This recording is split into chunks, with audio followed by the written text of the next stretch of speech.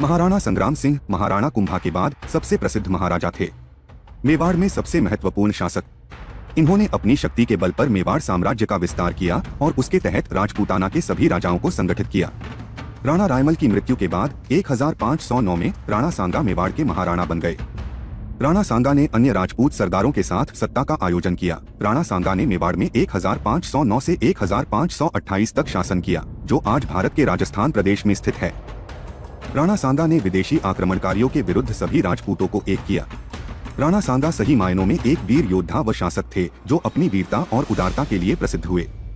इन्होंने दिल्ली, गुजरात व मालवा मुगल बादशाहों के आक्रमणों से अपने राज्य की रक्षा की। उस समय के वह सबसे शक्तिशाली राजा थे। फरवरी 1527 ईस्वी में खानवा के युद्ध से पूर्व बयाना के युद्ध में राणा सांगा ने मुगल सम्राट बाबर की सेना को परास्त कर बयाना का किला जीता। खानवा की लड़ाई में हसन खां मेवाती राणाजी के सेनापति थे।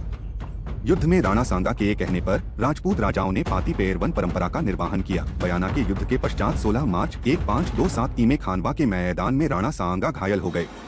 ऐसी अवस्था में राणा सांगा जी को युद्ध मैदान से बाहर निकलना पड़ा और उनकी जगह उनके परम मित्र राज राणा अज्जा झाला ने ली। उन्होंने अपनी वीरता से दूसरों को प्रेरित किया। इनके शासनकाल में मेवाड़ अपनी समृद्धि की सर्वोच्च ऊंचाई पर था।